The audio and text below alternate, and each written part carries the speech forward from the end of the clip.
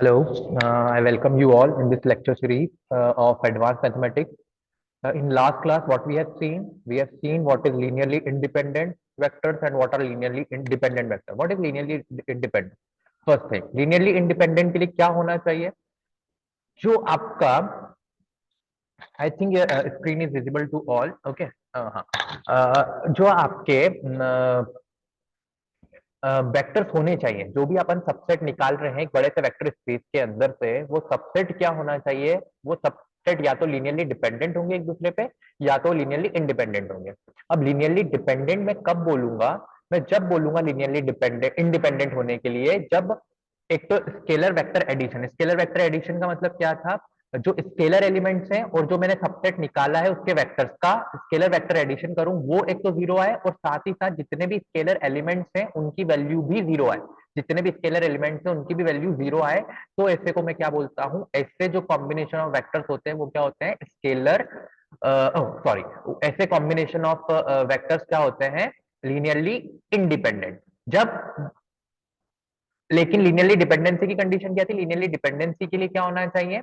जितने भी combination of vectors हैं वो स्केलर वेक्टर एडिशन को के लॉ को तो स्पेसिफाइड करें, मतलब स्केलर वेक्टर एडिशन तो जीरो आए आए। उसके अलावा जो कि डिपेंडेंसी और इंडिपेंडेंसी को काटती वो है कि स्केलर एलिमेंट जितने भी हैं आपके, वो क्या होने चाहिए? उसमें से एटलीस्ट एक एलिमेंट भी आपका नॉट इक्वल टू जीरो होना चाहिए। सब जीरो होने की जरूरत नहीं है। जैसे कि लीनियरली इंडिपेंडेंसी में क्या था? सब स्केलर एलिमेंट जीरो होने चाहिए। यहाँ पर सब एलिमेंट जीरो होने की जरूरत नहीं। एक भी एलिमेंट जीरो हो गया, एक भी element not equal to zero हो गया, तो अपन क्या बोल देंगे? Linearly dependency. तो दोनों काटने वाली बात एक ही चीज है। देखेंगे आप लीनियरली इंडिपेंडेंसी और डिपेंडेंसी में कि स्केलर वेक्टर एडिशन तो दोनों में जीरो होना चाहिए, लेकिन वहां पर लीनियरली इंडिपेंडेंट में सब स्केलर एलिमेंट्स क्या होने चाहिए? जीरो होने चाहिए। लेकिन यहाँ पर सब एलिमेंट जीरो होने की जरूरत नहीं, एक एलिमेंट भी जीरो नहीं हुआ तब भी इसको अपन बोल देंगे linearly dependent vectors. I think इतनी बात समझ में आई होगी। अब उसी के ऊपर आज अपन न्यूमेरिकल देखेंगे। अगले जो दो लेक्चर्स रहेंगे यही इन्हीं के ऊपर न्यूमेरिकल प्रैक्टिस सेशन है, ये अपने ट्यूटोरियल्स हैं जिसके अंदर अपन न्यूमेरिकल पोर्शन देखेंगे। और इसी से रिलेटेड मैं आपको सेट ऑफ क्वेश्चंस आपको प्रोवाइड कर दूंगा एक पीडीएफ फॉर्म में, जो कि आपकी एग्जामिनेशन के लिए, आरजीबी एग्जामिनेशन के लिए और as well as your MSc papers के लिए भी बहुत इंपॉर्टेंट रहेंगे। And you can find the link in the below description. once my YouTube lectures is uploaded on the channel, then you can get this all information or references from there. Okay, so yeah, first question is this. I think my screen is visible to all. ठीक है, first question is that अपन को क्या करना है? अपन को ये बताना है जो ये सेट ऑफ वेक्टर निकाला है मैंने 1 0 0, अपने आप में एक वेक्टर ही है ना, ये किसी को बताने की जरूरत नहीं। 3D वेक्टर है, ठीक है, 3D मतलब 3 डायमेंशनल वेक्टर है, क्योंकि एक वेक्टर को मैं 3 डायरेक्शंस में शो कर रहा हूँ 1 0 0। वैसे ही सेकंड कॉम्बिनेशन है 0 1 0, वो भी अपने आप में एक वेक्टर है लेकिन वो 3 डायरेक्शनल है। और वैसे ही 0 0 1 वो भी एक वेक्टर और 3 डायरेक्शनल है। तो जो एस है वो क्या है? 3 डायरेक्शनल के सेट है 3 वेक्टर्स का। ठीक है, मतलब एस क्या है? कॉम्बिनेशन ऑफ वेक्टर है। वो ये प्रूव करना है कि जो कॉम्बिनेशन ऊपर अपन ने बनाया है वो लीनियरली इंडिपेंडेंट कॉम्बिनेशन है। कैसा कॉम्बिनेशन है? Linearly independent. लीनियरली इंडिपेंडेंट का मतलब क्या है? लीनियरली इंडिपेंडेंट का मतलब अभी बताया था मैंने, लेकिन उसके बाद उसने बोला किसका लीनियरली इंडिपेंडेंट वेक्टर किसका है? V3R। V3R का मतलब क्या है?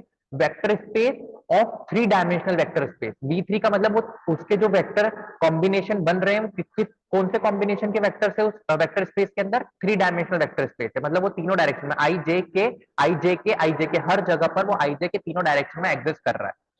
ठीक है, अब पहला जो है एस, जो है S is a function.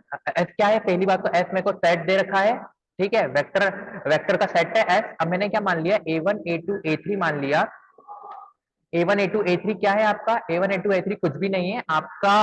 A1 A2 A3 elements हैं जो कि बिलोंग कर रहे हैं आपके स्केलर एलिमेंट्स है। बेसिकली A1 A2 A3 क्या है? स्केलर एलिमेंट्स है। और सबसे पहले लीनियरली इंडिपेंडेंट और डिपेंडेंस के लिए सबसे इंपॉर्टेंट चीज जो है वो क्या है? स्केलर वेक्टर एडिशन का क्या होना चाहिए? जीरो होना चाहिए। अब वो लीनियरली डिपेंडेंट है इंडिपेंडेंट है, वो इस चीज पे डिपेंड करेगी। यदि वो A1 A2 A3 आपस में तीनों यदि जीरो हो गए तो ये लीनियरली इंडिपेंडेंट हो जाएगा, और इसमें से एक भी नॉट इक्वल टू जीरो हो गया तो लीनियरली डिपेंडेंट हो जाएगा। तो अपन को प्रूफ क्या करना है कि लीनियरली इंडिपेंडेंट। तो अपन को ये पता है कि लीनियरली इंडिपेंडेंट होगी कोई चीज तो स्केलर वेक्टर एडिशन तो जीरो होना ही चाहिए, उसके साथ साथ स्केलर एलिमेंट्स भी क्या होना चाहिए, जीरो होना चाहिए, मतलब A1 A2 A3 भी जीरो होना चाहिए। तो अपन ने क्या करा, A1 अल्फा वन, तो अल्फा वन क्या बोल दिया, अल्फा वन आपका फर्स्ट वेक्टर हो गया, अल्फा टू आपका सेकंड वेक्टर हो गया और अल्फा थ्री आपका थर्ड वेक्टर हो गया। उनका तीनों का अपन ने मल्टीप्लीकेशन करा, यहाँ पर आप देख सकते हैं धीरे से। Let me clear all this for you and scroll down little bit so that you can see the downward screen as well. Okay, where is my annotation, there is my annotation. Okay, अब उन multiplication करा, multiplication कैसे करा, A1 का multiplication 1 में भी होगा, A1 का 0 में भी होगा और A1 का तुम्हारा ये वाले 0 में भी होगा, लेकिन 0 के साथ मल्टीप्लीकेशन स्केलर का 0 ही होगा, ऑब्वियस सी बात है। तो ये A1 0 0 हो गया, 0 A2 A2 0। समझ में आ गई ये बात, तो सिंपल है, बेसिक मैथमेटिक्स है। अब मैंने क्या करा, अब मैंने ये बात बताया ये वेक्टर एडिशन होगा, तो क्या आई का एडिशन आई में होगा, इस आई का एडिशन इस आई में होगा, ठीक है। तो A1 plus 0 plus 0 0 A2 plus 0 और फिर इसका एडिशन किससे होगा, ये वाले रिस्पेक्टिव एलिमेंट से और ये वाले रिस्पेक्टिव एलिमेंट से, ठीक है। तीनों का एडिशन 0 और किसके बराबर है, वो 0 के बराबर है। तो ये इनको जब मैं सम करूंगा तो A1 plus 0 plus 0 A1, A2 plus 0 plus 0 A2 और 0 प्लस 0 प्लस A3 A3 और वो 0 0 0 है। तो A1 A2 A3 क्या हो गया अपने आप में 0 0 0 के बराबर आ गया A1 A2 A3, ठीक है। इतनी बात समझ में आ गई। तो A1 A2 A3 0 आ गया, तो इसका मतलब क्या हो गया, पहली बात तो अपन को मालूम ही थी कि स्केलर वेक्टर एडिशन तो 0 होता ही है हर वेक्टर सेट का, लेकिन जब A1 A2 A3 की वैल्यू 0 आ जाती है तो वो कॉम्बिनेशन क्या बन जाता है, वो कॉम्बिनेशन बन जाता है आपका लीनियरली इंडिपेंडेंट। तो hence prove, what is our question, अपन को ये प्रूव करना था जो वेक्टर सेट है आपका 1 0 0 0 1 0 और 0 0 1 ये क्या फॉर्म कर रहा है, एक लीनियरली इंडिपेंडेंट वेक्टर है कि नहीं। और V3 का मतलब ये है कि 3 डायमेंशनल वेक्टर स्पेस को बिलोंग कर रहा है। ये तो हमको 3 डायमेंशनल देखने की भी जरूरत नहीं है, 3 डायमेंशनल तो है ही, क्योंकि वेक्टर के जो डायमेंशन आप देखेंगे तो 3 डायरेक्शंस में तीनों वेक्टर क्या तीनों डायरेक्शन में एग्जिस्ट कर रहे हैं, ठीक है। अब आते हैं अपन नेक्स्ट क्वेश्चन की तरफ। Let me move downward so you can get the next question from here, ठीक है। I hope you can see this second question as well. Second question में क्या बोला हुआ है, यहाँ पर को ये प्रूफ करना है, पहले क्वेश्चन में अपन ने ये प्रूफ किया कि वो लीनियर इंडिपेंडेंट है कि नहीं। अब अपन को यहाँ ये प्रूफ करना है कि लीनियरली डिपेंडेंट है कि नहीं। लीनियरली डिपेंडेंट की कंडीशन क्या है, सबको पता है, स्केलर वेक्टर एडिशन तो होना ही चाहिए इक्वल टू 0, लेकिन उसके साथ साथ क्या होना चाहिए, उसके साथ साथ लीनियरली डिपेंडेंसी के लिए A1 A2 में से कोई सा भी एक एलिमेंट नॉट इक्वल टू 0 होना चाहिए, ठीक है। इतनी बात समझ में आ गई। तो मैंने क्या करा, सबसे पहले ये वेक्टर का कॉम्बिनेशन है, late A1 A2 belongs to और A1 A2 belongs to real number है। A1 A2 R क्या है आपका एलिमेंट, R क्या है आपका स्केलर फील्ड है, मैंने बताया था R और F से स्केलर फील्ड को डिनोट करते हैं। तो A1 A2 मैंने क्या मान लिए, 2 एलिमेंट्स मान लिए, किससे, स्केलर फील्ड से। उनका क्या मैंने करा, स्केलर वेक्टर एडिशन करा। स्केलर वेक्टर एडिशन का फॉर्मूला यही है, A1 alpha one, alpha one क्या है आपका, ये है अल्फा वन, मैं लिख के दिखा रहा हूँ, ये है अल्फा वन और ये है आपका अल्फा टू, सबको दिख रहा है, ये है आपका अल्फा टू। तो A1 alpha one plus A2 alpha two, इतनी बात समझ में आई, ठीक है। तो A1 alpha one A1 comma 0 और उसमें मल्टीप्लीकेशन कर दिया 2A2 0 इक्वल टू 0, इतनी बात समझ में आ गई।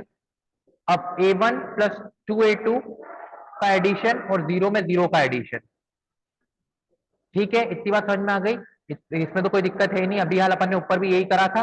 अब क्या करेंगे, जब इन दोनों का दो वेक्टर से इनका एडिशन होगा तो क्या आई का एडिशन आई के साथ और जे का एडिशन जे के साथ, यहाँ पर जे तो 0 0 है तो वहां पर 0 आ जाएगा और आई का एडिशन करूंगा तो A1 प्लस 2A2 आ जाएगा। और मैंने 0 0 से उसको इक्वेट कर दिया, तो 0 से इक्वेशन क्या हो जाएगा, A1 प्लस 2A2 किसके बराबर हो जाएगा, 0 के बराबर हो जाएगा, आप देख सकते हैं इस पेज पे। और अपन क्या बोल सकते हैं, A1 equal to minus 2A2, इसका मतलब क्या है, A1 और A2 डिपेंड कर रहा है ना एक दूसरे पे, क्लियर हो रही है चीजें। A1 A2 एक दूसरे पे डिपेंड कैसे कर रहा है, A2 में चेंज करूंगा तो A1 में चेंज हो रहा है और A1 में चेंज करूंगा मतलब A2 में से चेंज हो रहा है, मतलब इसमें से एक नहीं, दोनों एलिमेंट ही नॉट इक्वल टू 0 है, ठीक है, ये बात तो क्लियर हो गई कि दोनों element not equal to zero, और यदि दोनों element not equal to zero हैं और या कोई सा एक element not equal to zero है, तो वो कॉम्बिनेशन सेट ऑफ वेक्टर का कॉम्बिनेशन क्या कहलाता है? Linearly dependent set of vector. और V2R क्यों लिखा मैंने? V2R मैंने इसलिए लिखा है जिससे ये पता चल जाए जो ये सेट ऑफ वेक्टर्स हैं वो क्या है? Is a combination of two dimensional vector space. Two dimensional का मतलब ये है कि जो उसके वेक्टर्स हैं वो दो डायरेक्शन में, या तो IJ में, JK में, या KI में। ठीक है, इतनी बात समझ में आई होगी। ठीक है, अब इससे रिलेटेड न्यूमेरिकल आपको जो मैं रेफरेंसेस दूंगा लिंक नीचे, उस पर देख सकते हैं, उससे रिलेटेड वीडियो अपन। अब इसके बाद नेक्स्ट एक और वीडियो लेक्चर सीरीज आएगी, लीनियर ट्रांसफॉर्मेशन चल रहा है अभी हाल फिलहाल अपना, उसी के ऊपर एक और लेक्चर सीरीज रहेगी। उस लेक्चर सीरीज में अपन 2-3 क्वेश्चंस और प्रैक्टिस करेंगे जिससे you get the clear cut idea about the, जहां पर लीनियरली डिपेंडेंट और बेसिस वाले क्वेश्चन भी करेंगे एक दो अपन। वो बेसिस वाले क्वेश्चन में थोड़ा सा आपको बेसिक्स ऑफ मैट्रिक्स आपको लगेगा, जहां पर कि मैट्रिक्स यदि लीनियरली मैट्रिक्स के जो कॉम्बिनेशन ऑफ वेक्टर बनते हैं वो लीनियरली इंडिपेंडेंट है कि नहीं है, वो कैसे देखना है वो मैं अगले लेक्चर्स में बताऊंगा थोड़ा सा आपको। इसलिए यदि हो सके तो आप थोड़ा सा आप बेसिक्स ऑफ मैट्रिक्सेस देख लीजिएगा, ज्यादा मैट्रिक्स की जरूरत नहीं है, बेसिक्स ऑफ मैट्रिक्स देख लीजिएगा। ठीक है, okay, thank you very much. I finish this class over here. We are going to see next few in the next class few more questions and going to finish this linear transformation topic on them. Okay, thank you very much.